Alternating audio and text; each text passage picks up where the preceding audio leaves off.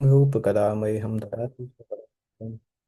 वन्देऽहं श्रीगुरो श्रीयुतपदकमलं श्रीगुरुन् वैष्णवांश्च श्रीरूपं साग्रजातं सहगण रघुनाथान्वितं तं सजीवं साद्वैतं सावधूतं परिजनसहितं कृष्णचैतन्यदेवं श्रीराधाकृष्णपादान् सहगण ललिता श्रीविशाखान्वितंश्च नमो विष्णुपादाय कृष्णपृष्ठाय भूतले श्रीमते भक्तिवेदांत स्वामी नित्य नामिने नमस्ते सारस्वते देवे गौरवाणी प्रचारिणे निर्विशेष शून्यवादी पाश्चात्य देशतारिणे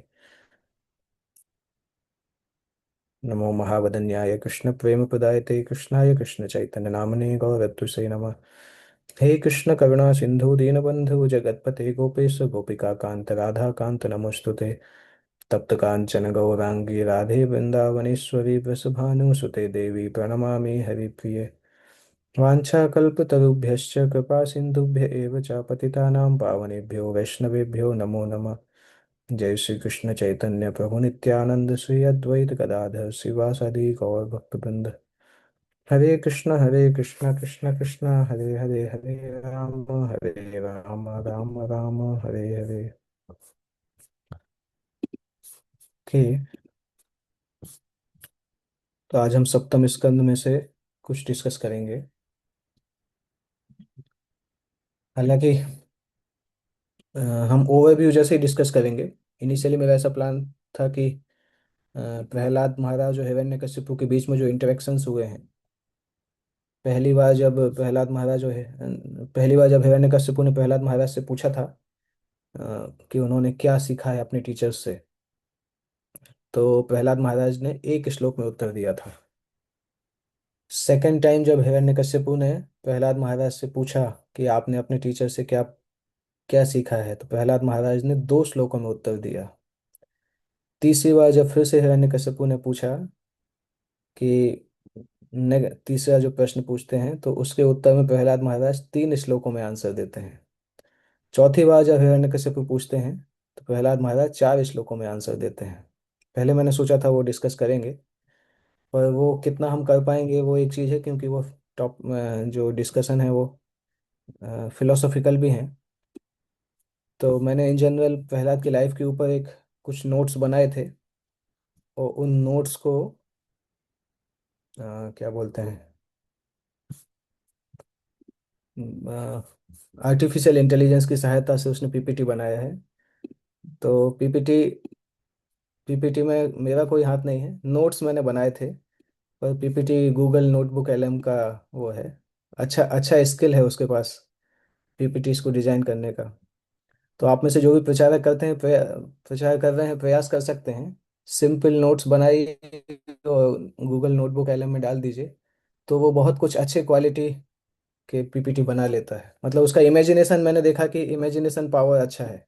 जैसे ये रंगों का डिजाइन करना और कॉन्सेप्ट्स को कैसे पिक्चराइज करना है, ये सब उसने ही किया है। मतलब जब पीपीटी बन के आया तब मुझे भी लगा कि इस तरीके से तो मैं भी नहीं सोचा था। मैं तो सिंपल नोट्स उसको दिया था कि ये पॉइंट्स हैं और इन पॉइंट्स के ऊपर पीपीटी बनाना है। तो कभी कभी आर्टिफिशियल इंटेलिजेंस अच्छा रहता है, मतलब ऐसे कार्य के लिए। हो सकता है ऐसा पीपीटी अगर मैं बनाता तो बना भी नहीं पाता। मतलब इतना इस तरीके की डिजाइन आती भी नहीं है बनाने के लिए पीपीटी में, और समय भी बहुत लगता है। परंतु ये एक मुश्किल से 7-8 मिनट में पीपीटी बना के दे दिया उसने। तो ये कुछ कुछ कुछ मामलों में आर्टिफिशियल इंटेलिजेंस अच्छा है, परंतु उसको हमें इस प्रकार से नहीं यूज करना चाहिए कि हमारा दिमाग ही कमजोर हो जाए। अभी अगर एआई को हम चाहें तो ये भी डाल सकते हैं कि आप सातवें स्कंद में ये चैप्टर में से आप नोट्स बना के दीजिए, नोट्स में से पीपीटी बना के दीजिए, तो वो भी वो कर देगा, परंतु फिर उसमें हमारा दिमाग का कुछ उपयोग नहीं होगा। तो एआई को यूज करते समय एक चीज़ में सावधानी की आवश्यकता है कि एआई का यूज इस प्रकार से नहीं करें कि हमारी नेचुरल थिंकिंग पावर ही कम हो जाए, एनालाइज करने की पावर कम हो जाए। हम कुछ एनालिसिस करके फिर उसको देंगे तो उसको मॉडिफाई कर सकता है। जैसे मैंने जो नोट्स उसको दिए, तो उस नोट्स में उसने कुछ इम्प्रोवाइज किया कि इसमें ये चीज़ भी ऐड हो सकती है। उसने मुझसे पूछा, वो मैंने यस बोला, उसके बाद उसने पीपीटी बनाया। तो इस तरह से फिर हम उसको कर सकते हैं। तो अच्छा पीपीटी, मतलब देखने में डिजाइन अच्छा लग रहा है पीपीटी का। और इस पीपीटी में कुछ कुछ जो मैंने सेवेंथ कैंटो जब मैं पढ़ रहा था भक्ति वेदांत कोर्स में, तो उस समय मैंने कुछ नोट्स बनाए थे। तो उस नोट्स के आधार पर मैंने ये डिजाइन किया है। ये ओवरव्यू कुछ ऐसा ही है। जैसे इवन ये जो टॉपिक है, जो ये टॉपिक भी एआई ने डिजाइन किया है, अग्नि में कमल। मैंने सोचा नहीं था कि ये टॉपिक ऐसा कुछ है, मतलब नोट्स में मैंने ऐसा कुछ लिखा नहीं था कि ऐसा टॉपिक रखना है। परंतु उसने खुद ही इमेजिन करके डिजाइन किया कि प्रहलाद महाराज की भक्ति की तुलना इससे कमल से की है। और उसके चारों तरफ जो अग्नि है, वो अग्नि की तुलना हिरण्यकश्यप और राक्षसों का जो एसोसिएशन था। तो सामान्यतः जब कमल अग्नि के संपर्क में आता है चारों तरफ से, तो कमल सूख जाता है, खत्म हो जाता है। परंतु प्रहलाद महाराज इस प्रकार से कमल के समान है कि किसी भी अवस्था में रहने से वो कमल मुरझाता नहीं है। कमल की एक प्रहलाद महाराज के साथ कमल का कुछ कनेक्शन भी है। कई कई आचार्यों ने प्रहलाद की भक्ति को कमल से तुलना की है। मुझे पता नहीं कि एआई ने एग्जैक्टली आचार्यों की कमेंट्री से लिया, परंतु जब मैं कुछ आचार्यों की कमेंट्री पढ़ रहा था तो उसमें प्रहलाद की भक्ति की तुलना बार बार कमल से की भी गई थी। और वही एक कारण है कि आपने भी देखा होगा, महाअवतार नरसिम्हा मूवी में भी आपने ये चीज कॉमन देखी होगी। बार बार प्रहलाद के पास कमल आता है। और जब जब अंधेरा हो जाता है, वो लोग जेल को देखने जाते हैं, वहां पे भी प्रहलाद के हाथ में कमल आता है। फिर प्रहलाद जब जेल के अंदर बंद रहते हैं, तब भी उनके पास कमल आता है। तो कई आचार्यों ने इसकी तुलना की है कि प्रहलाद की भक्ति जो है वो अग्नि में कमल के समान है। अग्नि जहाँ पे कमल स्टे नहीं कर सकता है, वहाँ पे वहाँ पे प्रहलाद स्टे कर रहे थे। हम में से कई भक्त प्रश्न करते हैं कि हम बाहर जॉब करने जाते हैं तो एसोसिएशन खराब हो जाता है, भक्ति बिगड़ जाती है। तो हम में से किसी के साथ भी ऐसा नहीं है कि राक्षसों के साथ रहना पड़ रहा हो। प्रहलाद प्रैक्टिकली राक्षसों के साथ रहते थे, परंतु उन्होंने भगवान नरसिंह देव को कंप्लेन नहीं किया कि भगवान मैं भक्ति नहीं कर पा रहा हूँ, आपने राक्षसों के बीच में डाल दिया। तो वो प्रहलाद का एक स्टैंडर्ड है कि एक चीज है, या तो हम डिवोटीज के एसोसिएशन में रहें, या फिर इतना स्ट्रांगली भक्ति करें कि हमारे संपर्क में जो आए वो डिवोटी बन जाए, या बाहर के नॉन डिवोटी एसोसिएशन का हमें इफेक्ट ही नहीं पड़े। वो प्रहलाद की भक्ति सिखाती है कि भक्ति की तीव्रता इस तरह से हो कि नॉन डिवोटी एसोसिएशन का असर नहीं पड़े, या फिर कोई नॉन डिवोटी साथ में आ जाए तो वो भी भक्ति से आकर्षित हो जाए। तो ये पहला पूरा चैप्टर एक्चुअली प्रैक्टिकली सातवें स्कंद सातवें स्कंद की हीरो अगर देखा जाए, तो सातवें स्कंद की हीरो नरसिंह देव नहीं है। सातवें स्कंद के वास्तविक हीरो प्रहलाद महाराज हैं। जिस प्रकार से ध्रुव महाराज की स्टोरी में वास्तविक हीरो जो है ध्रुव की माँ है, सुनीति, उसी तरह से प्रहलाद की स्टोरी में वास्तविक हीरो प्रहलाद महाराज हैं। नरसिम्हदेव तो असिस्ट असिस्टेंस के रूप में है वहां पे, हालांकि स्वयं भगवान है। तो वैदिक समय में हम देखते हैं कि अलग अलग भक्त अलग अलग समय पे अलग अलग प्रकार से रोल करते थे। जैसे आप 10वां स्कंद पढ़ेंगे, तो 10वें स्कंद में एक घटना आती है जब भगवान का जन्म होता है। अ, हालांकि हम दूसरी दिशा में जा रहे हैं, बट एनीवे ये एग्जाम्पल याद आया तो बता सकते हैं। जब भगवान का जन्म होता है और जन्मोत्सव मनाते हैं, नंदोत्सव मनाया जाता है भगवान के जन्म के दूसरे दिन। तो हम लोग भी जन्माष्टमी की जो फोटो लगाते हैं फेस्टिवल में, जन्माष्टमी का फेस्टिवल का जो इनविटेशन हम बनाते हैं, उस इनविटेशन में हम फोटो लगाते हैं। तो मैंने देखा दो प्रकार की फोटो लगती हैं। एक फोटो जन्माष्टमी सेलिब्रेशन की है, नंदोत्सव की। दूसरी फोटो उत्थान सेरेमनी की है। पर भक्तों को लगता है कि वो जन्माष्टमी का है, इसलिए जन्माष्टमी के इनविटेशन में लगाते हैं। एक फोटो है जिसमें नंद महाराज कृष्ण को नहला रहे हैं, और वो कृष्ण के नंदोत्सव की फोटो है, क्योंकि नंद महाराज लीड ले रहे हैं। और कृष्ण के जन्म के 3 महीने बाद उत्थान सेरेमनी हुआ था। तो उसमें नंद महाराज लीड नहीं ले रहे थे, उसमें वो असिस्टेंट थे, उसमें यशोदा देवी लीड ले रही थी। तो आप अगर देखे होंगे, आपने देखा होगा, तो दो फोटो हैं। एक में कृष्ण कृष्ण ऐसे ही सिंहासन सिंहासन मतलब छोटे से सिंहासन पे ही बैठे हैं, परंतु एक में थोड़ा सा उनका शरीर बड़ा हो चुका है, और यशोदा माँ उनको नहला रही हैं, बाकी गोपियाँ उनके साथ में हैं। उस फोटो में आप देखेंगे तो नंद महाराज जो हैं वो नीचे खड़े हुए हैं असिस्टेंट की भूमिका में। और जबकि नंदोत्सव में नंद महाराज मेन लीड ले रहे हैं, और यशोदा माँ पीछे उनको असिस्ट कर रही हैं। तो गृहस्थ आश्रम इस प्रकार से होता है। कुछ कुछ ओकेशंस में हस पति जो है वो मुख्य भूमिका निभाता है। कुछ कुछ ऐसे उत्सव होते हैं जहाँ पे माताएं जो हैं, माँ जो हैं वो मुख्य भूमिका निभाती हैं। तो इसी तरह से नृसिंहदेव हालांकि स्वयं भगवान विष्णु हैं, परंतु प्रहलाद की भक्ति को उजागर करने के लिए 7वें स्कंद में नृसिंहदेव का वर्णन कम है, प्रहलाद का वर्णन ज्यादा है।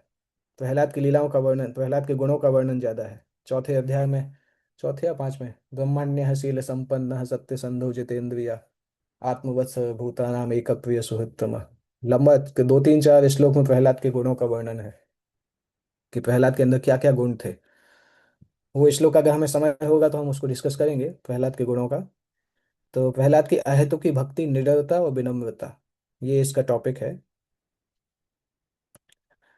अभी श्रीमद् भागवतम में श्लोक आता है जो, यतो भक्ति अधोक्षजे अहेतु की अप्रतिहता ययात्मा सुप्रसिद्धति। उसी श्लोक में वर्णन आता है कि भक्ति से भगवान तभी संतुष्ट हो सकते हैं जब भक्ति में ये 2 गुण होते हैं। भक्ति निस्वार्थ तरीके से की जाती है और अप्रतिहता निरंतर की जाती है। जब ये 2 गुण भक्ति में होते हैं तो वो भक्ति आत्मा को संतुष्ट करती है और भगवान को आकर्षित करती है। तो देखा जाए कि भगवान की शुद्ध भक्ति जो है इन 2 पिलर्स पे टिकी हुई है। अहेतु की स्वभाव और अप्रतिहता, मतलब वो कभी भी रुक नहीं सकती है। भक्ति के पीछे कोई भौतिक या स्वार्थपूर्ण उद्देश्य ना हो, यह व्यापार नहीं बल्कि विशुद्ध प्रेम है। उसके बाद परिस्थितियां कैसी भी हों, भक्ति के अभ्यास में कोई रुकावट नहीं आए, बाहरी बाधाएं आंतरिक संकल्प को तोड़ ना सकें। तो अ, इसमें हम देखते हैं कि प्रहलाद महाराज, दोनों गुण प्रहलाद की भक्ति में थे, परंतु दूसरा गुण जो है बहुत प्रोमिनेंट भी प्रकाशित होता है इस लीला में, कि कितने भी बाहरी बाधाएं थी परंतु प्रहलाद का संकल्प कभी भी नहीं टूटा। अप्रतिहता जो था वो विशेष रूप से प्रहलाद के उसमें था, और निस्वार्थ भाव भी प्रहलाद की भक्ति में क्लियरली दिखता है। जब भगवान 10वें चैप्टर में प्रहलाद को बताते हैं कि आपको क्या बेनेडिक्शन चाहिए है, तो प्रहलाद बोलते हैं कि भगवान मेरा आपसे ये हमारा कोई बिजनेस ट्रांजैक्शन नहीं है कि मैं आपकी भक्ति करूंगा तो आप मुझे कुछ बेनेडिक्शन देंगे, इसके लिए मैं भक्ति नहीं करता हूँ। तो उस विशुद्ध प्रेम में कोई इच्छा नहीं होती भगवान से मांगने की।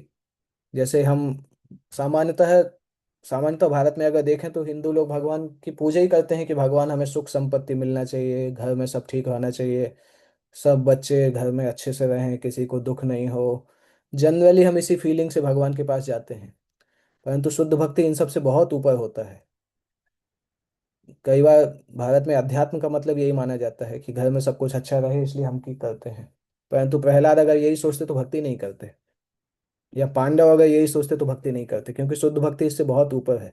शुद्ध भक्ति डायरेक्टली आत्मा और भगवान का संबंध पे आधारित होती है, उसमें कोई हमारी ऐसी कोई भावना नहीं होती है। और सामान्यतः पिता जानता है कि बच्चे को किस चीज़ की आवश्यकता है, बच्चे को बार बार याद दिलाने की जरूरत नहीं पड़ती है पिता को कि पिताजी मुझे ये चाहिए ये चाहिए है। तो जब शुद्ध भक्त उसी छोटे बच्चे के जैसा होता है, उसको पता है कि भगवान को जो आवश्यकता है भगवान प्रदान करेंगे, मुझे बार बार भगवान से डिमांड करने की जरूरत नहीं है कि किस क्या हमें क्या आवश्यकता है। तो ये 2 स्तंभों पर टिकी रहती है भक्ति। प्रहलाद की भक्ति इन्हीं का उदाहरण है, इन दोनों का पिक्चराइज है। हम चूंकि केस स्टडी देखना चाहते हैं, हर हमेशा हमारी इच्छा होती है कि हम कुछ केस स्टडीज देखें। जब मैं इंजीनियरिंग के लिए कोचिंग क्लासेस ज्वाइन किया था, इंजीनियरिंग एग्जाम के लिए, ऑल इंडिया इंजीनियरिंग के लिए, तो उस समय जब कोचिंग में गया था तो सबसे पहले यही देखते थे हम लोग कि कोचिंग में पहले जिन्होंने पढ़ाई की उनका क्या क्या हुआ है, कहाँ पे उनका जॉब लगा, कैसा उनका स्कोर था। तो हर हर जगह पे हम केस स्टडी देखना चाहते हैं कि जिसने इस चीज़ को फॉलो किया वो कहाँ पे है, जिसने नहीं किया वो कहाँ पे है। तो प्रहलाद महाराज उसी केस स्टडी के जैसे हैं। शुद्ध भक्ति का डायरेक्ट, अगर किसी को देखना है शुद्ध भक्ति क्या कहलाती है, शुद्ध भक्ति का पर्सोनिफाइड रूप, भक्ति जो शुद्ध भक्ति प्रैक्टिस करता है उसका वो क्या क्या कहलाता है, तो वो प्रहलाद को देख सकते हैं। और ये पूरी कथा नारद मुनि के द्वारा दी बताई जा रही है। नारद मुनि युधिष्ठिर महाराज को बता रहे हैं। सामान्यतः अ, अब सोचिए आप, प्रहलाद महाराज इतने इतने अच्छे शिष्य बने कि नारद मुनि पूरे ब्रह्मांड में जाके प्रहलाद महाराज की ग्लोरीज बता रहे थे। अगर कोई ऐसा शिष्य हो कि आध्यात्मिक गुरु जहां भी जाए वहां पे बोले कि मेरा ये शिष्य इतना अच्छा है इतना अच्छा है, तो दैट मीन्स उस शिष्य ने उस गुरु को कितना प्रसन्न किया होगा। कि वो गुरु पूरे ब्रह्मांड में अपने शिष्य का ग्लोरिफिकेशन कर रहा है। और प्रहलाद की भक्ति से ये भी पता चलता है कि नारद मुनि की भक्ति और नारद मुनि का प्रचार कितना ऊंचा था, कि नारद मुनि ने प्रैक्टिकली सभी को प्रचार किया, चाहे फिर वो वृद्ध अवस्था से लेके माँ के गर्भ के अंदर भी है तब भी नारद मुनि प्रचार करते थे। मतलब इस प्रकार से प्रचार करते थे कि गर्भ के बाहर निकलेगा तो शुद्ध भक्त रहेगा। ऐसा प्रचार हम कहाँ देख सकते हैं, इतना आसान नहीं है करना। हम जो करते हैं, प्रचार करते हैं, सिक्स सेशन भी करते हैं, फिर उसको पॉजिटिव थिंकर, सेल्फ मैनेजर, भक्ति वृक्ष करते हैं, और व्यक्ति करते करते धीरे धीरे 2 4 8 माला तक पहुंचता है। पर नारद मुनि जब प्रचार करते हैं गर्भ के अंदर ही प्रचार करते हैं, जब माँ के गर्भ से निकलता है तो शुद्ध भक्त रहता है। तो उससे पता चलता है नारद मुनि का कि खुद की भक्ति की शक्ति कितनी स्ट्रांग है। और ये दुर्भाग्यपूर्ण है कि नारद मुनि को किस प्रकार से मूवीज में प्रेजेंट किया जाता है। वो बहुत दुर्भाग्यपूर्ण है, लोग जानते ही नहीं है कि प्रैक्टिकली पूरे ब्रह्मांड के गुरु हैं नारद मुनि। संसार के जितने भी शुद्ध भक्त हुए हैं, ज्यादातर शुद्ध भक्त नारद मुनि के ही शिष्य हैं। वाल्मीकि से लेके ध्रुव, प्रहलाद, युधिष्ठिर, पृथु महाराज, सभी जितने लोग हैं, नाम लो, वेद व्यास जिन्होंने सारे शास्त्रों को लिखा है वो नारद के शिष्य हैं। तो प्रैक्टिकली आध्यात्मिक संसार के जितने भी बड़े बड़े महाजन हैं वो सब नारद मुनि से शिक्षा प्राप्त हैं। और प्रहलाद के केस में विशेष रूप से ऐसा हुआ था कि नारद मुनि, अ, प्रहलाद का जन्म ही नारद मुनि के आश्रम, प्रहलाद माँ के गर्भ में थे तभी नारद मुनि के आश्रम में आ गए थे। क्योंकि जब हिरण्यकशिपु तपस्या करने के लिए गए थे तो इंद्र को यह भय हुआ था कि अगर बाप इतना खतरनाक आतंकवादी है तो बेटा क्या करेगा। हिरण्यकशिपु ब्रह्मांड के सबसे बड़े आतंकवादी थे। ओसामा बिन लादेन तो कुछ भी नहीं है उनकी तुलना में। हिरण्यकशिपु पूरी दुनिया ब्रह्मांड के सबसे बड़े आतंकवादी थे। इतने बड़े आतंकवादी थे कि सूर्य को बोलते थे कि अभी मुझे ज्यादा धूप लग रही है, अभी तुम अपनी किरणें कम कर दो, तो सूरज की किरणें कम हो जाती थी। अगर बोलते थे कि अभी मुझे नींद आ रही है, सोना है, तो दिन बंद होके रात आ जाता था। सूरज डूब जाता था और रात आ जाती थी। इतनी शक्ति थी उसके अंदर। मतलब पूरे यूनिवर्स को उसने नियंत्रित कर लिया था, सारे के सारे देवता उसके नियंत्रण में थे। इतने इतने शक्तिशाली, इतना शक्तिशाली था हिरण्यकश्यपु। और उस तो इंद्र को ऐसा डर लगता था कि पता नहीं हिरण्यकश्यपु अभी तो तपस्या करने गया है, उसके बेटे को मार देते हैं। कयाधु को मारने की इच्छा नहीं थी, परंतु कयाधु, वो सोच रहे थे कि जब कयाधु का जैसे ही पुत्र प्राप्त होगा वैसे ही पुत्र को मार देंगे, फिर कयाधु को छोड़ देंगे। पर जब वो कयाधु को पकड़ के ले गए तो नारद मुनि रास्ते में मिलते हैं, और नारद मुनि बोलते हैं आप इस बच्चे को नहीं मार पाओगे, ये बच्चा ऑलरेडी भगवान विष्णु का महान भक्त है, और इसको जो भी मारेगा, जो भी मारने का प्रयास करेगा वो खुद मर जाएगा। तो देवता लोगों के लिए सोचना तो बहुत मुश्किल था कि एक राक्षस का पुत्र इतना बड़ा भक्त कैसे हो सकता है, परंतु चूंकि नारद मुनि उनके गुरु थे और नारद मुनि ने ऐसा बोला था, इसलिए देवता लोगों ने स्वीकार किया। और देवता लोग इतने उनके नारद मुनि में श्रद्धा इतनी थी कि कयाधु कयाधु के चारों तरफ परिक्रमा किया उन्होंने, प्रहलाद की परिक्रमा की कि ये इस गर्भ में एक महान भक्त है तो उसकी परिक्रमा करनी चाहिए। और फिर प्रहलाद नारद मुनि के आश्रम में जब कयाधु थी तो नारद मुनि भक्ति की शिक्षाएं देते थे। तो हालांकि माँ के गर्भ में प्रहलाद थे, परंतु उनका रिसीविंग पावर बहुत अच्छा था। तो जब ट्रांसमीटर और रिसीवर दोनों परफेक्ट हो तो फिर सिग्नल्स बहुत तेजी से जाते हैं। तो यहाँ पे रिसीवर ट्यून्ड था एकदम, दोनों की फ्रिक्वेंसी एकदम ट्यून्ड थी, और ट्रांसमीटर भी बहुत शक्तिशाली थे।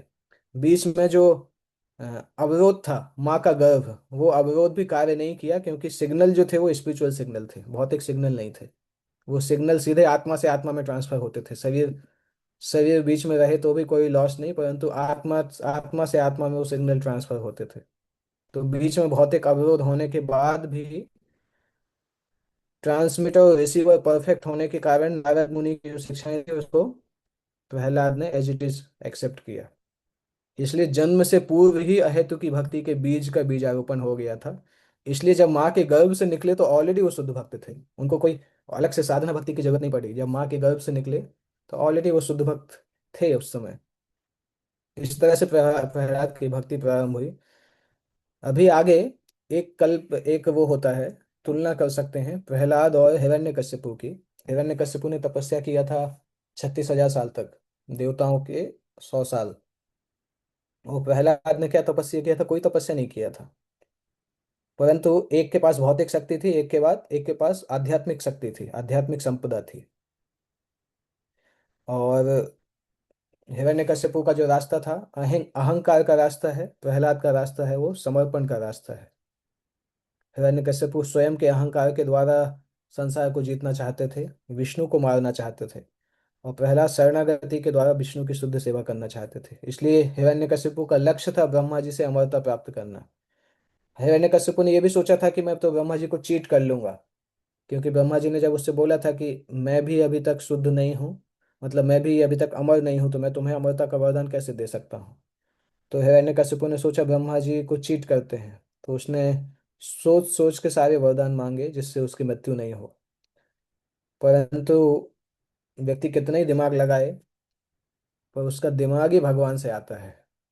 मेन चीज ये है, हम दिमाग कितना भी लगाएं, जब दिमाग भगवान ने ही दिया है तो फिर हम भगवान को कैसे चीट कर सकते हैं। भगवान बोलते हैं मत्तः स्मृति ज्ञानम अपोहनम च।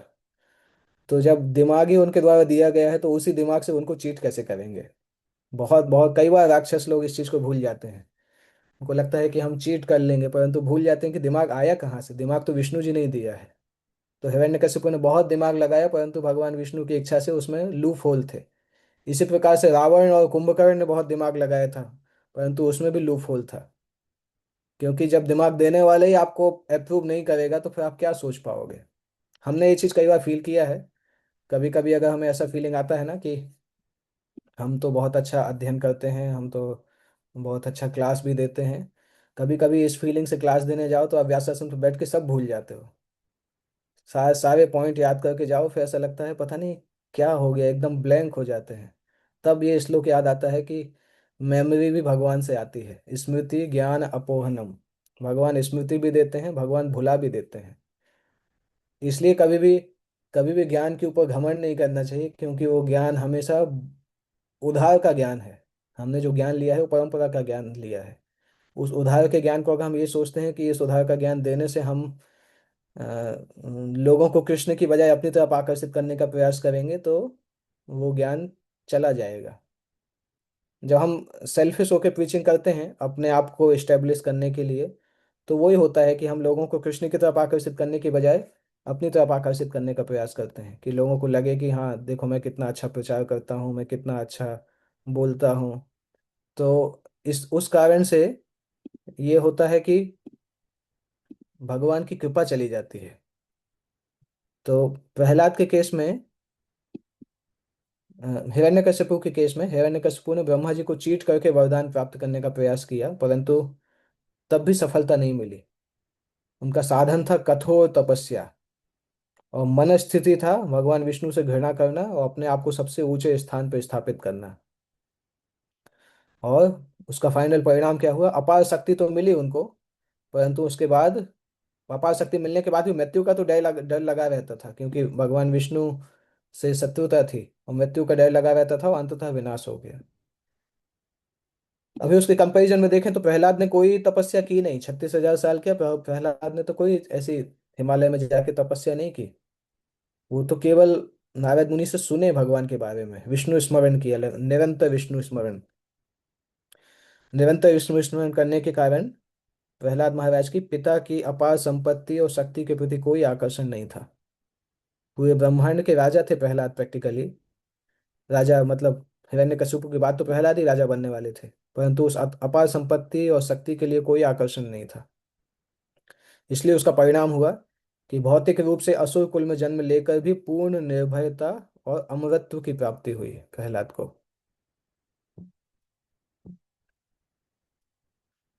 उसके बाद, ये हमने शुरू में डिस्कस किया था, उसको यहाँ पे एनालाइज किया गया है। प्रहलाद को अ, उनके टीचर सिखाते थे राजनीति और कूटनीति। पर राजनीति का ज्ञान आधारित है ये देखना कि ये मेरा शत्रु है, ये मेरा मित्र है, उस पर राजनीति आधारित होती है। परंतु ये शत्रु और मित्र सारे शरीर के स्तर पे होते हैं, तो प्रहलाद को ये समझ में ही नहीं आता था भेदभाव की राजनीति जो ये लिखा है। शिक्षकों का असुर दर्शन, भेदभाव की राजनीति, यह मेरा मित्र है, यह मेरा शत्रु है। प्रहलाद को ये समझ में ही नहीं आता था, क्योंकि प्रहलाद के लिए शत्रु नाम से कोई था ही नहीं। सब प्रहलाद के लिए सभी उनके मित्र थे। प्रहलाद अपने पिता को ही कभी शत्रु नहीं समझे, क्योंकि प्रहलाद की आंतरिक चेतना इस तरह से थी कि हर जीवित प्राणी ईश्वर का अंश है और हम सभी गुण के रूप में एक हैं। तो किसी भी आत्मा के अंदर कोई गंदगी नहीं है। जो ये ईर्ष्या और जो बुरे गुण जो हम देखते हैं, वो गुण हो सकता है मन मन और बुद्धि और तीन गुणों के प्रभाव से हो, परंतु आत्मा तब भी शुद्ध है। इसलिए प्रहलाद किसी भी जीव को कभी भी शत्रु के जैसा देखते ही नहीं थे। आपने एक स्टोरी सुना होगा, क्या नाम था, रामानुजाचार्य के भाई थे, गोविंद। उनका स्टोरी सुना होगा। वो रामानुजाचार्य के साथ में ही रहते थे, रामानुजाचार्य की सेवा करते थे। परंतु वो इतने ऊंचे स्तर पे थे कि उस स्तर को लोग कई बार पागल जैसा मानते थे उनको। लोगों को लगता था पता नहीं कैसा व्यवहार करते हैं। तो एक बार क्या था, रामानुजाचार्य के आश्रम में वो एक कोबरा सांप आया, और लोगों ने देखा कि ये कोबरा सांप का मुंह खोल के उसके मुंह के अंदर हाथ डाल के बैठे हैं। और सबको लगा कि ये क्या पागलपन हो रहा है, पता नहीं क्या होगा इसका। जाके रामानुजाचार्य को शिकायत किया। रामानुजाचार्य तुरंत दौड़ते हुए आए और आके देखा तो ये इस प्रकार से बैठे थे। रामानुजाचार्य ने पूछा कि क्या क्या कर रहे हो तुम। तो उन्होंने बोला, एक्चुअली ये कोबरा सांप ने सुबह एक कांटा खा लिया था, तो उस कांटा इसके गले में फंस गया है। उस गले में फंसने के कारण इसको बहुत दुख हो रहा है। मैं सोच रहा हूँ इसका मुंह खोल के उस कांटा को निकाल लूं। तो तब तब वो बाकी लोगों को पता चला कि ये किस स्तर के व्यक्ति हैं। नहीं तो उनको पागल समझते थे लोग। अभी सोचिए, कोबरा सांप के गले से अगर हमें कुछ निकालने का बोल दिया जाए, तुरंत भाग जाएंगे हम। हमें पता है कि उसके अंदर आत्मा है, परंतु हम उस तरीके से डील नहीं कर सकते हैं। तो ये परंतु ये स्तर सामान्य लोग समझेंगे भी नहीं। सामान्य लोगों को लगेगा कि ये तो पागल ही व्यक्ति है। जब तक कोई स्वयं भक्ति में नहीं है, तब तक हो सकता है इस चीज को समझ ही नहीं पाए, वो उसको पागल ही मानेगा। और इवन भक्ति करने के बाद भी अभी हम समझ पा रहे हैं कि ये तो प्रैक्टिकल नहीं है, पता नहीं सही है कि नहीं। तो जो भक्ति करता नहीं, वो कैसे समझ पाएगा कि कोई इतना ऊंचा स्तर भी हो सकता है कि वो कोबरा के अंदर भी आत्मा देखता है। परंतु एक चीज है, अगर कोई उतने ऊंचे स्तर पे होता है तो वो सांप भी उसको काटता नहीं है फिर। सांप को भी पता है कि ये आत्मा आत्मा के स्तर पे व्यक्ति है। हमने उदाहरण भी देखे हैं। हरिदास ठाकुर जिस गुफा में रहते थे, उसी गुफा में एक बहुत बड़ा अजगर रहता था। और हरिदास ठाकुर के दर्शन के लिए लोग आते थे। उनको अजगर से डर लगता था, हरिदास ठाकुर को कोई डर नहीं लगता था। वो बगल में ही बिल में बैठा रहता था, हरिदास ठाकुर को कोई समस्या नहीं थी, वहीं बैठ के माला करते थे दिन भर। और अजगर भी उनको नुकसान नहीं करता था। आते जाते उनको प्रणाम करते हुए जाता था अजगर। बोलता था साथ में रहने वाले हैं, हमारे बड़े सीनियर भक्त हैं, वरिष्ठ भक्त हैं, तो प्रणाम करना चाहिए। तो शांति से रह रहे थे, हरिदास ठाकुर को कोई समस्या नहीं थी। पर जब आने वाले विजिट करने वाले लोगों को समस्या हुई, तब हरिदास ठाकुर ने बोला कि लोगों को शायद समस्या हो रहा है, इसलिए मुझे दूसरी जगह जाना चाहिए। उस समय अजगर ने बोला कि नहीं नहीं, मतलब अजगर ने क्या, अपनी भाषा में तो ऐसे बात तो नहीं कर सकता, परंतु अजगर ने समझा कि मेरे कारण इतने सीनियर भक्त को गुफा नहीं छोड़नी चाहिए। तो अजगर ही छोड़ के चला गया। उसने बोला आप यहीं रहिए, मैं चला जाता हूँ। तो अगर कोई उतने ऊंचे स्तर पे है, तो वो फिर सारे जीव ही उसको समझते हैं कि ये उतने ऊंचे स्तर का व्यक्ति है, क्योंकि सबके हृदय में भगवान और आत्मा तो है ही। आत्मा और परमात्मा सभी के हृदय में है। अगर कोई उतना ऊंचा भक्त होता है, तो फिर उसकी रक्षा भगवान उस तरह से करते हैं। तो प्रहलाद उस तरह के भक्त थे। प्रैक्टिकली देख पाते थे कि हर जीवित प्राणी ईश्वर का अंश है, आत्मा है, हर जीवित प्राणी आत्मा है, और सभी गुण में सच्चिदानंद है। तो इसलिए जब इतने ऊंचे स्तर का स्टूडेंट था, तो टीचर जब उसको भौतिकतावादी बातें बताएंगे, तो वो कहाँ कहाँ समझ पाएगा, कहाँ वो उसको फील नहीं हो। एक मिनट, स्क्रीन शेयर बंद हो गया ना। Minute, just minute.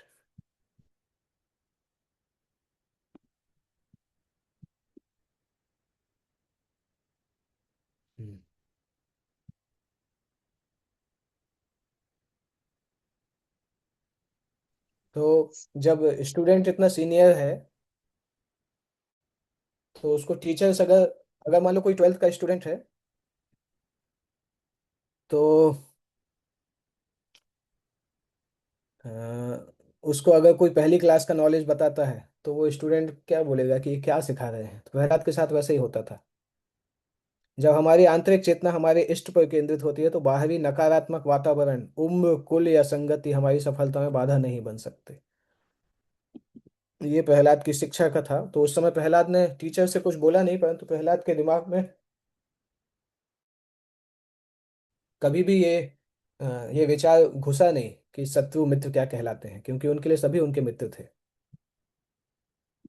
फिर उसके बाद जब प्रहलाद से उनके पिता ने पूछा कि प्रहलाद आपने सबसे अच्छा क्या सीखा है, तब फिर प्रहलाद ने ये भक्ति, ये दूसरी मुलाकात में बोला था।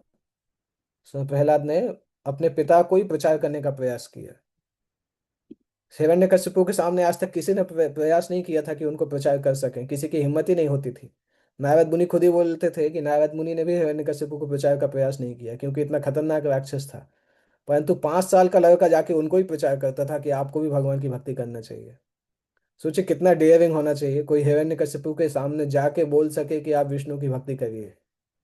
कितना डेयरिंग होगा उस व्यक्ति के अंदर। तो अपने पिता को ही प्रचार करने लगे कि आपको 9 प्रकार से भगवान की भक्ति करनी चाहिए। प्रहलाद ने निडर होकर स्पष्ट किया कि सर्वोच्च ज्ञान कूटनीति नहीं बल्कि भगवान की 9 सूत्रीय सेवा है। पहला श्रवणम, भगवान के बारे में सुनना। फिर कीर्तनम, उनके गुणों का गान करना। स्मरणम, उनका स्मरण करना। पाद सेवनम, उनके चरण कमलों की सेवा करना। अर्चनम, उनकी पूजा करना, अर्चा विग्रह की पूजा करना। वंदनम, भगवान को प्रार्थनाएं अर्पित करना। दास्यम, उनके सेवक बनना। सख्यम, भगवान को अपना सबसे अच्छा मित्र समझना। आत्मनिवेदनम, अपना सब कुछ उन्हें समर्पित करना। तो ये प्रहलाद के अपने पिता को निर्देश हैं। पिता को निडर उपदेश भक्ति के 9 अंगों के बारे में, नवधा भक्ति जो हम बताते हैं। प्रसिद्ध श्लोक है श्रीमद् भागवत का।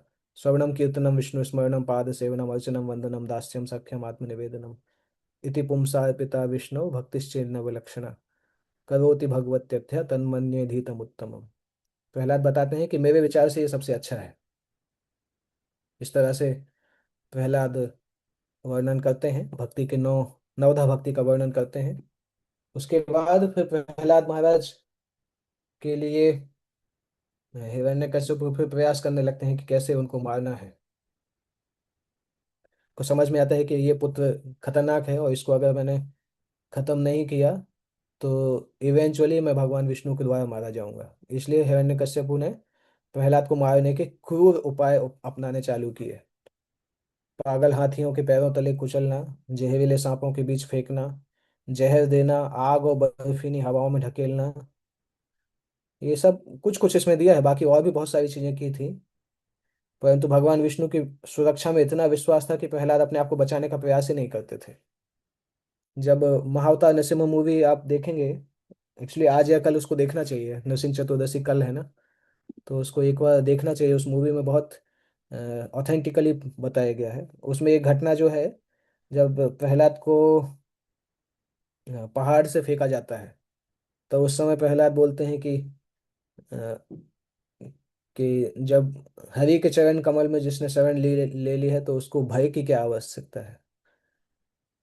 क्या है वो, पोयम जैसा बोलते हैं, जहाँ ना टिक पाए अंधेरा, वहां ना टिक पाए अंधेरा, जहाँ जगमग सूर्य उदय, हरि के चरण कमल जिसने ले लिए हैं उसको कैसा भय। ऐसा कुछ प्रहलाद बताते हैं कि एक बार भगवान हरि के चरण कमलों को अगर किसी ने आश्रय ले लिया तो फिर संसार में उसको किस चीज का भय है। तो लगातार विष्णु स्मरण के कारण प्रहलाद को पता ही नहीं था कि उनके ऊपर अटैक हो रहे हैं, क्या हो रहा है। वो आंख आंख बंद करके एक बार भगवान विष्णु के स्मरण में डूब जाते थे तो पता ही नहीं चलता था, फिर संसार में बाहर कुछ भी चलता रहे। इतना स्ट्रांग विष्णु स्मरण था प्रहलाद का, भगवान विष्णु की अटूट विश्वास। और इसलिए प्रहलाद का बहुत बड़ा गुण था अजात शत्रु। प्रहलाद का कोई शत्रु जन्म ही नहीं हुआ था। हो सकता है हिरण्यकश्यप उसको अपना शत्रु समझते हो, परंतु प्रहलाद किसी को शत्रु नहीं समझते थे। इतनी क्रूरता सहने के बाद भी प्रहलाद के मन में अपने पिता के प्रति घृणा का एक अंश भी नहीं था। उन्नत भक्त जीवन की हर विपरीत अवस्था को भगवान की कृपा मानकर स्वीकार करते हैं। कभी भी जो एडवांस भक्त हैं वो भगवान पे आरोप नहीं करते हैं, भगवान आप ऐसा क्यों कर रहे हैं। अगर हमें भगवान से प्रेम होता है तो हमें पता भी होता है कि भगवान को सब कुछ पता है कि भगवान क्यों कर रहे हैं। वो चीज़ें हो सकता हमें समझ में नहीं आए, परंतु अगर हम शास्त्रों को अच्छे से अध्ययन करते हैं तो हमें पता होता है कि भगवान भगवान के प्लान अपने आप में परफेक्ट हैं। भगवान को हम इस प्रकार से जज नहीं कर सकते। कई बार जब हमारी भक्ति में श्रद्धा उतनी स्ट्रांग नहीं होती है तो हम भगवान को ही ब्लेम करने लगते हैं छोटी छोटी चीज़ों के लिए, कि भगवान आपने ऐसा क्यों किया, ऐसा क्यों किया, परंतु वो हमारी खुद की इमेच्योरिटी का लक्षण है। हमने शास्त्रों का अध्ययन ठीक से नहीं किया है, भगवान की भक्ति उतने अच्छे से नहीं की है, तो हमारी भगवान पर श्रद्धा उतनी स्ट्रांग नहीं है। अदरवाइज जिस जिस भगवान को हम कोई एक चीज के लिए ब्लेम करते हैं उसको हजारों बार धन्यवाद देना चाहिए। हजारों बार धन्यवाद मतलब, अगर भगवान कभी कोई चीज हमें नहीं दे रहा है या गलत दे रहा है उसके लिए अगर हम भगवान को ब्लेम कर रहे हैं, तो भगवान तो हमें हर समय शुद्ध वायु प्रदान कर रहा है। भगवान हमें सूरज की रोशनी प्रदान कर रहा है। भगवान भोजन प्रदान कर रहा है, उसके लिए कितनी बार धन्यवाद नहीं देना चाहिए। परंतु भगवान को हम धन्यवाद नहीं देते कभी। अच्छी चीजों के लिए धन्यवाद कम देते हैं, जब कभी बुरा होता है तो ब्लेम जल्दी करने लगते हैं। तो इसलिए वो सब श्रद्धा की बात है। जब श्रद्धा कमजोर होती है तब हम फिर ब्लेमिंग मेंटेलिटी में आते हैं। अदरवाइज हमें पता होता है कि भगवान का प्लान है और भगवान हर जीव के लिए सबसे अच्छे शुभ चिंतक हैं। तो प्रहलाद के अंदर ये चीज थी, इसलिए उनको कभी भी किसी परिस्थिति का वो लगता ही नहीं था। उनको कोई भी सिचुएशन आती है उसको लगता ही नहीं था, प्रहलाद को अनुभव नहीं होता था। उसके साथ साथ प्रहलाद को असुरों की पाठशाला में जब रखा गया था, तो इसलिए ऐसा सोच के रखा गया था कि शायद प्रहलाद छोटा बच्चा है, सुधर जाएगा। परंतु प्रहलाद ने वहां पे ही प्रचार चालू कर दिया।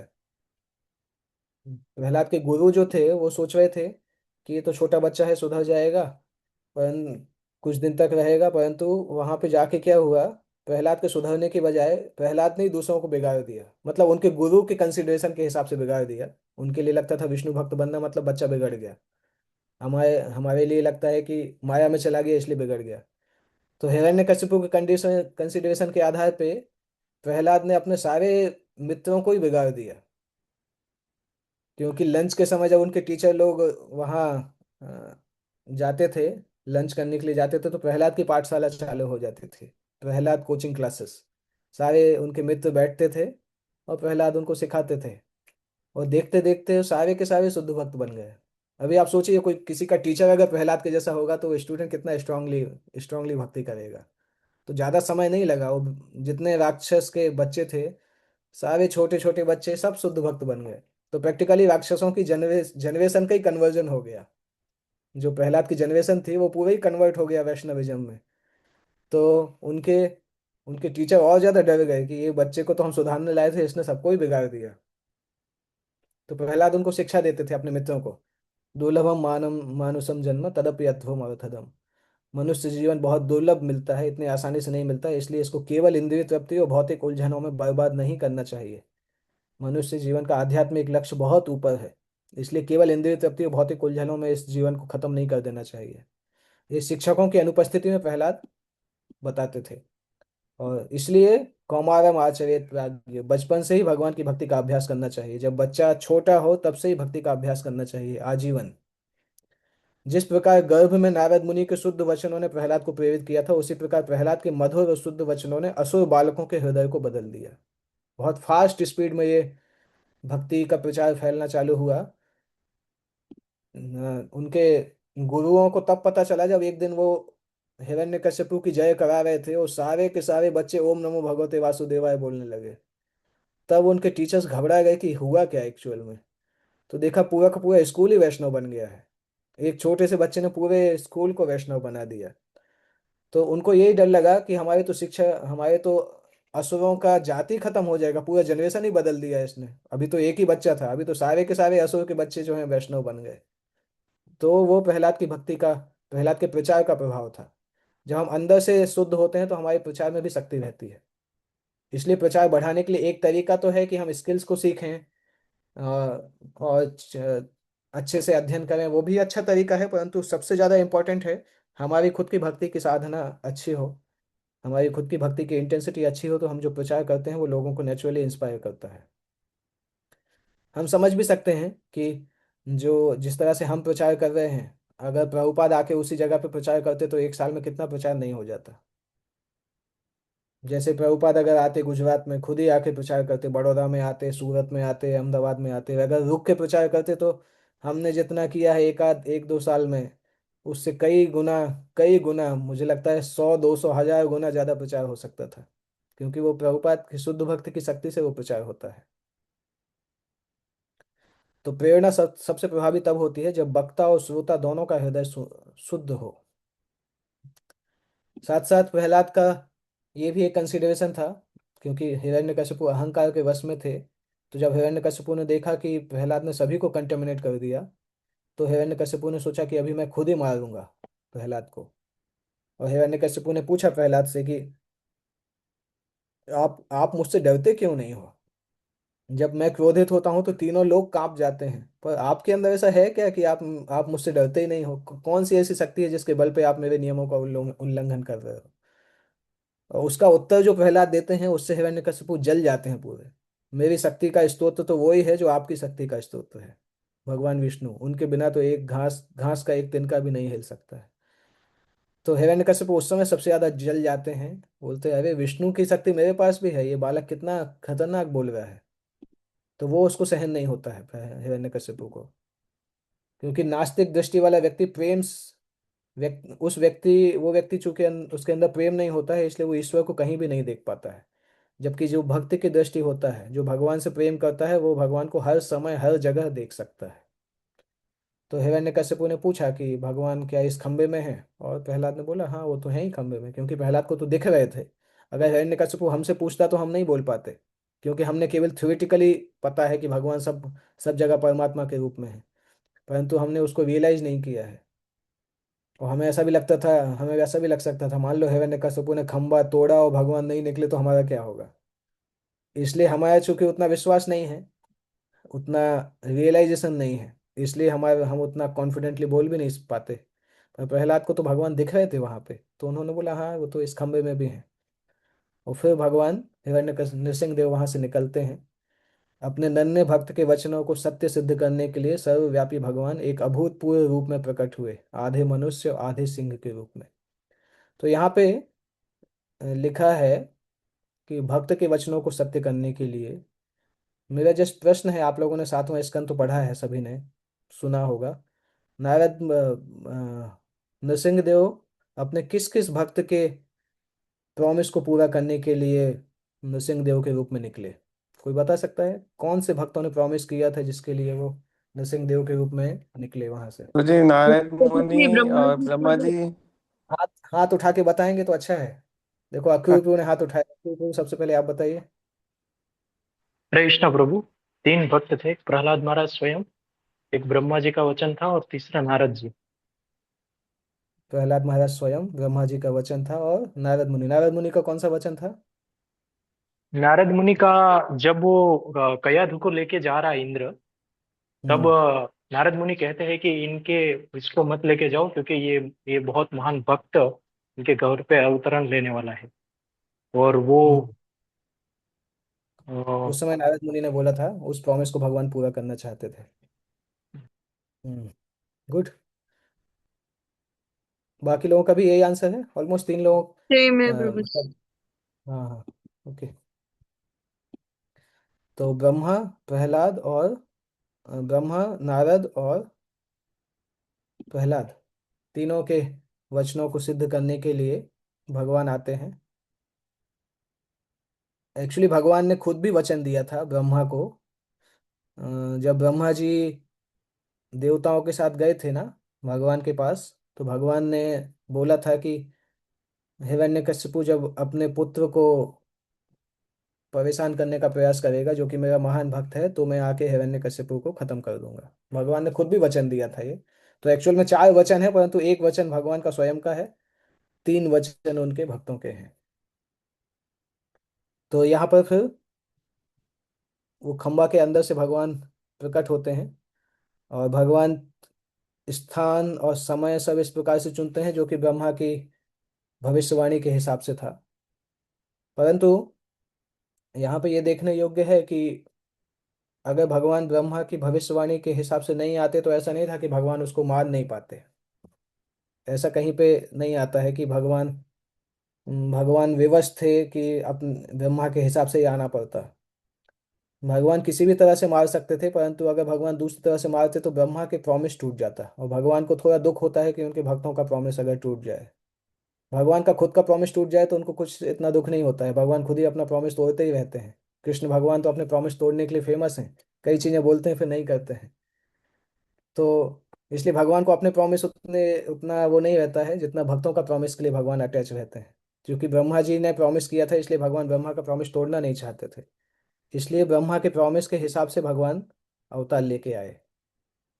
संध्या के समय चौखट पर नाखूनों से हिरण्यकशिपु का वध किया। क्रोधित होने के बावजूद भगवान ने ब्रह्मा जी द्वारा हिरण्यकशिपु को दिए गए सभी वरदानों, न दिन में न रात में, अस्त्र से न शस्त्र से, घर अंदर बाहर, इसका पूरा सम्मान किया। अभी हिरण्यकश्यपु को तो भगवान ने मार दिया। हिरण्यकश्यपु से जब भगवान का युद्ध चल रहा था उस समय देवता लोग भी खड़े थे, देख रहे थे पीछे से कि हाँ, बादलों के पीछे से छुप के देवता लोग देख रहे थे। इसलिए क्योंकि उनको लग रहा था, देवताओं को पूरी तरह से विश्वास नहीं रहता है कई बार। अब चूंकि भगवान हिरण्यकशिपु के साथ खेल रहे थे, वो तो खेलने के जैसे ही है। तो खेलते खेलते कभी कभी, जैसे प्रभुपाद जी उदाहरण देते थे ना, कभी जब बिल्ली चूहे को पकड़ती है तो कभी कभी चूहे को छोड़ भी देती है, चूहे को लगता है कि मैं बच गया, तो दौड़ के भागता है, फिर से पीछे से जाके बिल्ली पकड़ लेती है। तो भगवान हिरण्यकशिपु के साथ वैसे ही खेल कर रहे थे। परंतु देवता लोग डर रहे थे कि पता नहीं हिरण्यकशिपु मरेगा कि नहीं, ऐसा तो नहीं कि हिरण्यकशिपु नरसिंह देव को मार दे। तो देवता लोग जब इस प्रकार की फाइट देखते हैं ना तो बादल के पीछे छुप के देखते हैं, उनको लगता है पता नहीं अगर राक्षस जीत गया तो बाद में हमें देखेगा तो हमारी हालत खराब कर देगा। जैसे रावण ने इंद्र को धमकी दी थी ना, रावण, इंद्र जब वो छुप के देख रहे थे तो रावण ने बोला था अभी राम को मारने के बाद देखता हूँ तुम्हें, तुम ऊपर खड़े खड़े देख रहे हैं ना, ताली बजा रहे हैं, अभी देखता हूँ। तो देवताओं को डर लगता था, क्योंकि शुद्ध भक्ति नहीं है, इसलिए कभी कभी उनको इस प्रकार से फीलिंग आती है, वो भूल जाते हैं भगवान का दिव्य स्वभाव क्या है। तो भगवान ने आसानी से हिरण्यकशिपु को मार दिया जब समय आया। परंतु उसके बाद भगवान इतने क्रोधी थे कि देवता लोग भी आ, उसको शांत नहीं कर पा रहे थे। ऐसा लग रहा था कि नृसिंहदेव पूरी सृष्टि को ही खत्म कर देंगे। लक्ष्मी जी को जब रिक्वेस्ट किया गया तो लक्ष्मी जी ने बोला कि वो तो मेरे पति तो हैं, परंतु अपने पति को इतने गुस्से में मैंने आज तक देखा नहीं, अभी तो मैं पास में नहीं जाऊंगी, पता नहीं डांट पड़ जाए, मार पड़ जाए, कुछ भरोसा नहीं है। लक्ष्मी जी भी डर गई।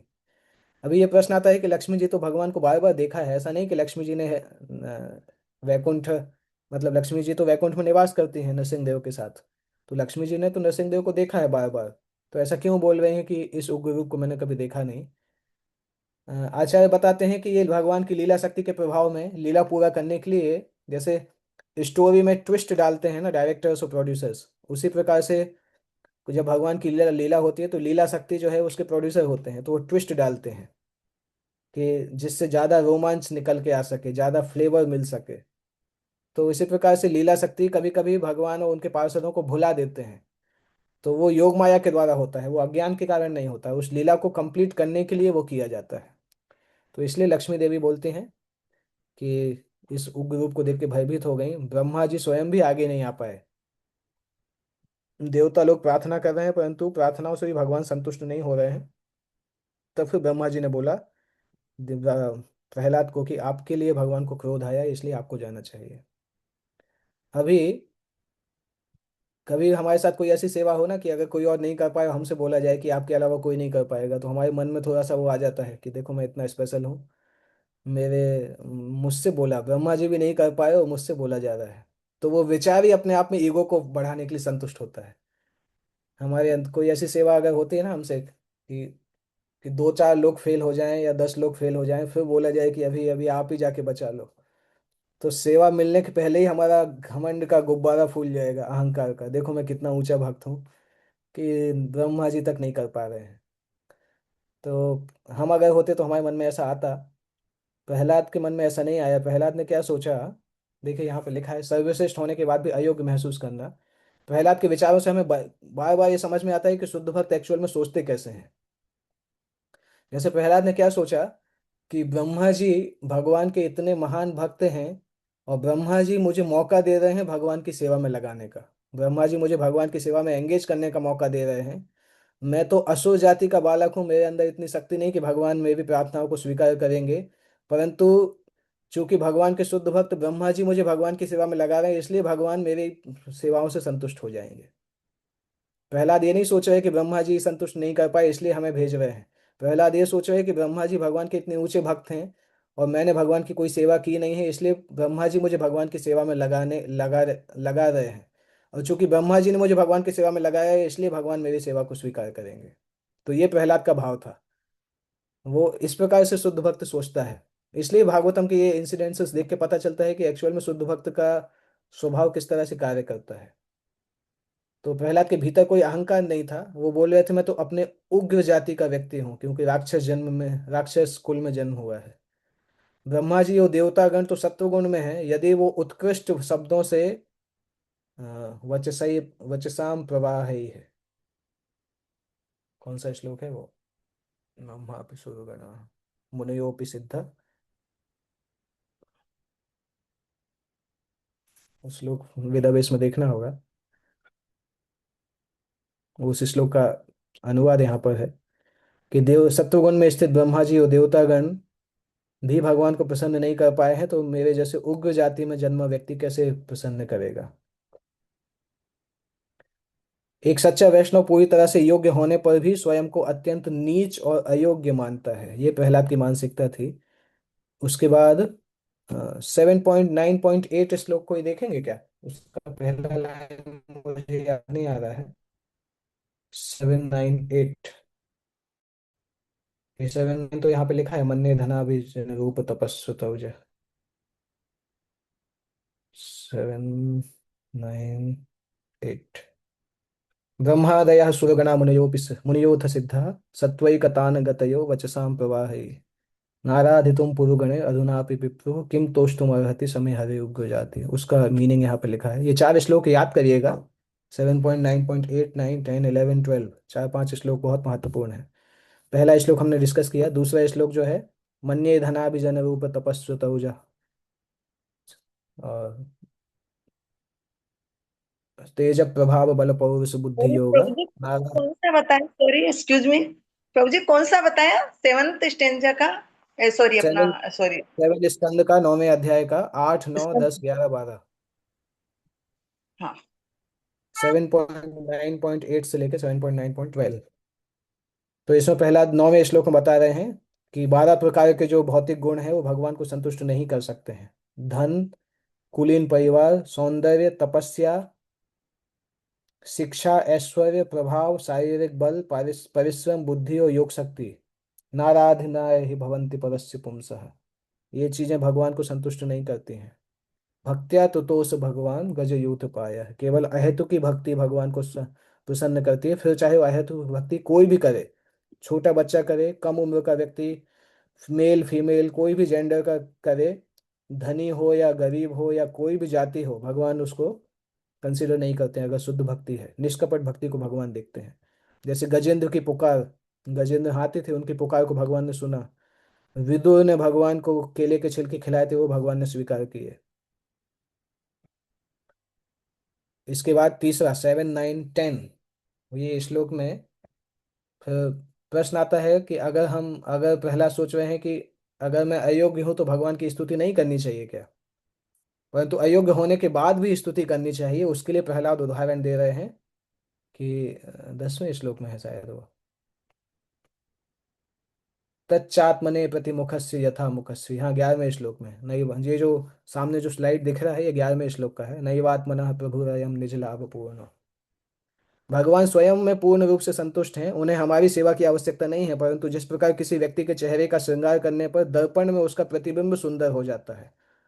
हम चेहरे को श्रृंगार करते हैं तो हमारा जो प्रतिबिंब शीशे में दिखाई देता है वो अपने आप सुंदर हो जाता है। उसी प्रकार जब हम भगवान को कुछ अर्पित करते हैं तो उनकी कृपा से हमारी आत्मा का अपने आप श्रृंगार हो जाता है। तो ये तुलना प्रहलाद करते हैं कि भगवान की सेवा करके हम भगवान पे फेवर नहीं करते हैं। भगवान की सेवा करके हम अपने आप को ही डेकोरेट करते हैं, अपने आप को प्योरीफाई करते हैं। जैसे व्यक्ति के चेहरे का श्रृंगार करने से दर्पण में उसका प्रतिबिंब सुंदर हो जाता है, उसी प्रकार भगवान को कुछ अर्पित करते हैं तो हमारी आत्मा का श्रृंगार होता है। इसलिए हमारी कमियां हमें भक्ति से नहीं रोकनी चाहिए, क्योंकि भक्ति ही कमियों का एकमात्र इलाज है। हम ये नहीं सोच सकते कि हम ये नहीं कर पाते इसलिए भक्ति नहीं करना चाहिए। भक्ति करने से ही वो कमी खत्म होगी। इसके बाद 12 नंबर श्लोक में प्रहलाद बताते हैं कि हो सकता है मेरे अंदर वो योग्यता नहीं हो, परंतु जितना भी मैं जानता हूँ उतना तो अपनी क्षमता के हिसाब से भगवान आपको प्रार्थना करने का प्रयास करूंगा। तो इसलिए अपनी कथित अयोग्यता को किनारे रखते हुए प्रहलाद ने अपनी बुद्धि और क्षमता के अनुसार प्रार्थना करना प्रारंभ किया। हो सकता है कि हमारे ऐसा ऐसा पॉसिबल है कि हमारे लिए हम भगवान को पूरी तरह से संतुष्ट नहीं भी कर सकते हैं, परंतु शास्त्र बताते हैं कि जितना हमारे अंदर शक्ति है उतना प्रयास करना चाहिए, और प्रयास करने के बाद फिर भगवान भगवान स्वीकार करेंगे। जो भी जो भी होगा उसको भगवान स्वीकार करते हैं। तो उस भाव के साथ प्रहलाद प्रार्थना करना प्रारंभ करते हैं। ये प्रहलाद की प्रार्थनाएं अभी प्रारंभ नहीं हुई है, ये प्रार्थनाओं का प्रिल्यूड है।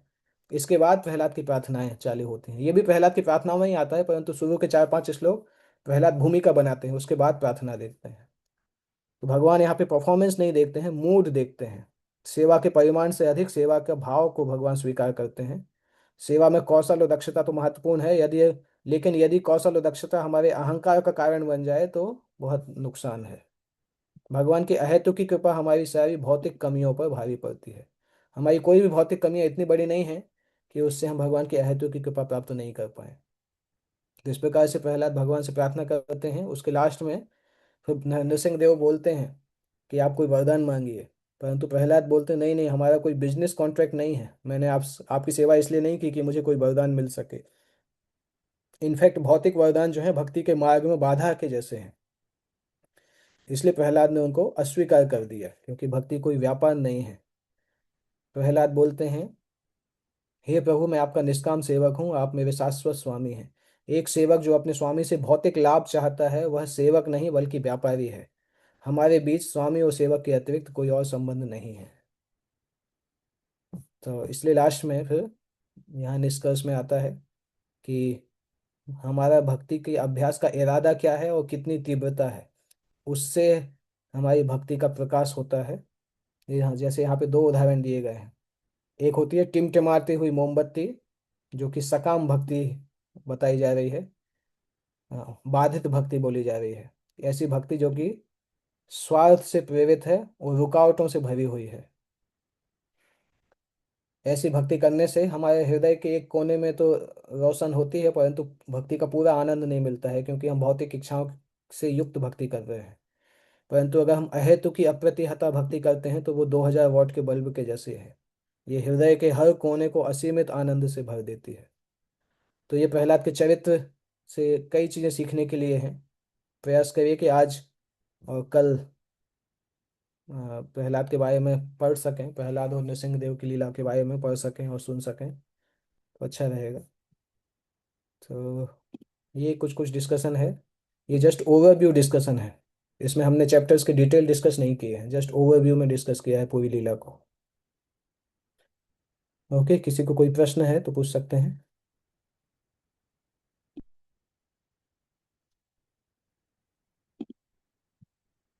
ठीक है, अगर कोई प्रश्न नहीं है तो हम एंड करते हैं। कल क्लास नहीं करेंगे, कल नरसिंह चतुर्दशी है, परसों फ्राइडे को हम क्लास करेंगे फिर।